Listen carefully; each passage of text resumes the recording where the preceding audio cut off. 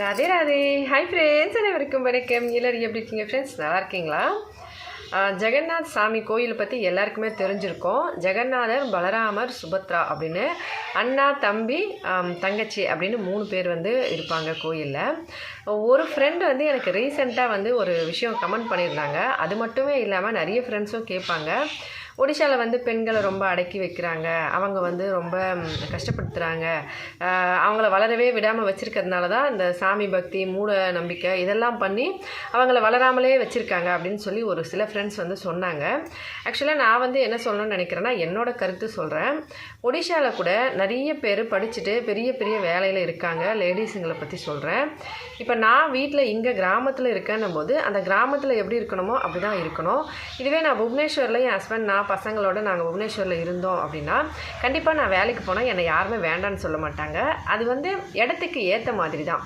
இப்போ கிராமத்தில் நான் ஆல்ரெடி சொல்லியிருந்தேன், ஒடிஷாவோட கல்ச்சர் வந்து இப்போவுமே 20-25 வருஷத்துக்கு முன்னாடி எப்படி இருந்ததோ அப்படி தான் இருக்குதுன்னு சொல்லி அதை வந்து அப்படியே ஃபாலோ பண்ணிகிட்ருக்காங்க. இதுக்காக லேடிஸ் வந்து ரொம்ப வேலை வாங்குகிறாங்க, அது உண்மைதான். அவங்க வேலைக்கு போகல, அதுவும் உண்மைதான். நிறைய விஷயம் இருக்குது. இருந்தாலும் நான் வந்து என்ன சொல்வேன்னா, நமக்கான லேடிஸ்க்கான உரிமையை கண்டிப்பாக ஜெகநாதர் சாமி கோவில்லையே கொடுத்துருக்காங்கங்க.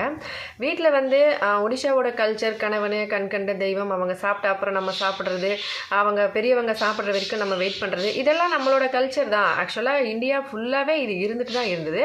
இப்போ வந்து கொஞ்சம் கொஞ்சம் நம்ம வந்து காலம் வளர, சரி மருமக வேலைக்கு போகிறாங்கன்னா சரி பரவாயில்ல நம்ம பார்த்துக்கலாம் அப்படின்னு சொல்லி ஒரு சில வீட்டில் நினைக்கிறாங்க. ஒரு சிலர் வந்து அம்மா வீட்டில் இருக்க ஓகே, அங்கே இருந்து நம்ம வேலை பார்க்க ஓகேவா இருக்குது அப்படின்னா அங்கே காசு பணம் நம்ம வளரணும், எல்லா விஷயத்தையும் பார்த்து தான் கொஞ்சம் கொஞ்சமாக வந்து நமக்கு நம்மளை நாமளே மாற்றிக்கிட்டு நிறைய விஷயங்கள் பண்ணிகிட்ருக்கோம். அப்படி இருக்கும்போது கண்டிப்பாக வந்து அடக்கி வைக்கிறாங்க, ஒடுக்கி வைக்கிறாங்கன்னா அதுவும் ஒரு விஷயத்தில் இருக்கலாம். யாருக்கு தெரியும், ஒரு சில வயசானவங்க நம்ம பொம்பளையை வந்து அப்படியே வந்து வச்சுக்கணும், அடக்கியே வச்சுக்கணும்னு கூட நினச்சிருக்கலாம்.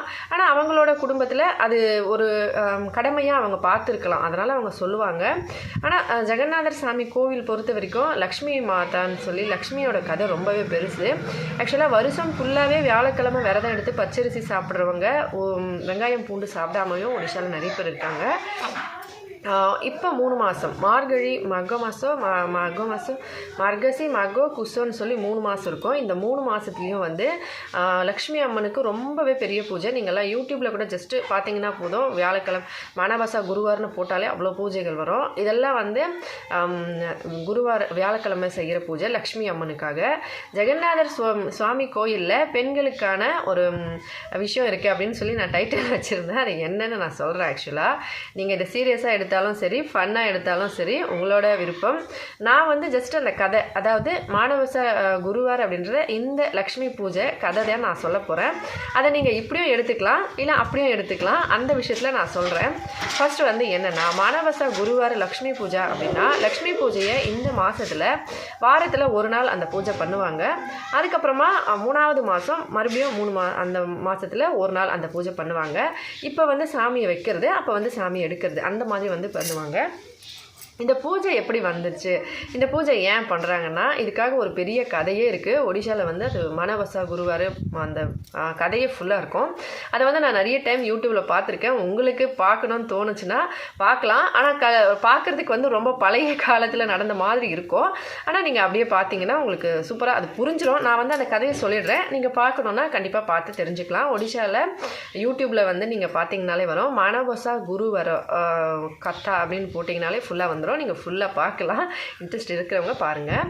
நான் வந்து சொல்கிறேன் அந்த கதையை என்ன அர்த்தம்னு சொல்லி. ஃபஸ்ட்டு வந்து லக்ஷ்மி அம்மன் வந்து கிருஷ்ணரை கல்யாணம் பண்ணுறது, அதாவது ஜெகநாதரை கல்யாணம் பண்ணிட்டாங்க. கல்யாணத்துக்கு அப்புறமா அவங்க வீட்டில் வந்து இருந்தாங்க.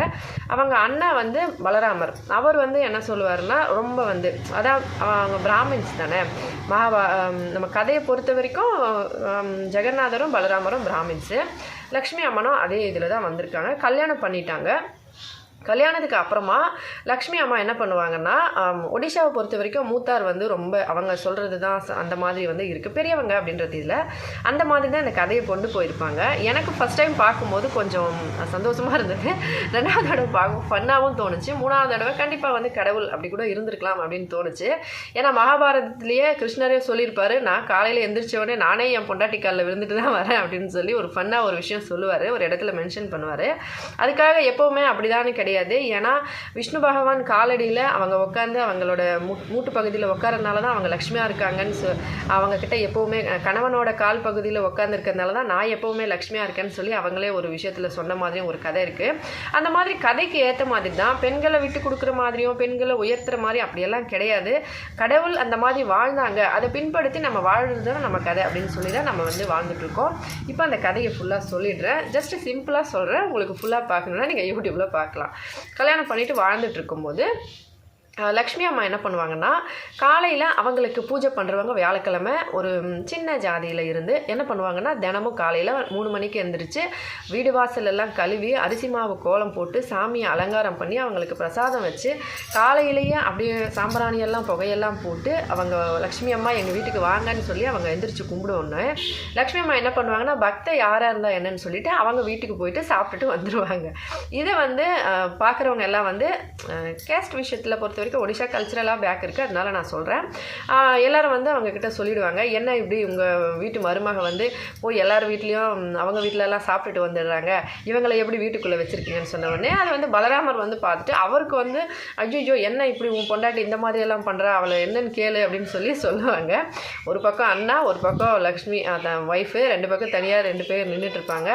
அவர் சொன்ன உடனே அவர் இங்கே வந்து பேசுவார், இந்த மாதிரி நீ அவங்க வீட்டிலலாம் போய் சாப்பிட்டுட்டு வரைய, ஏன் அந்த மாதிரி பண்ணுற, நம்ம வீட்டில் அதெல்லாம் பண்ணக்கூடாது அப்படின்னு சொல்லுவாங்க.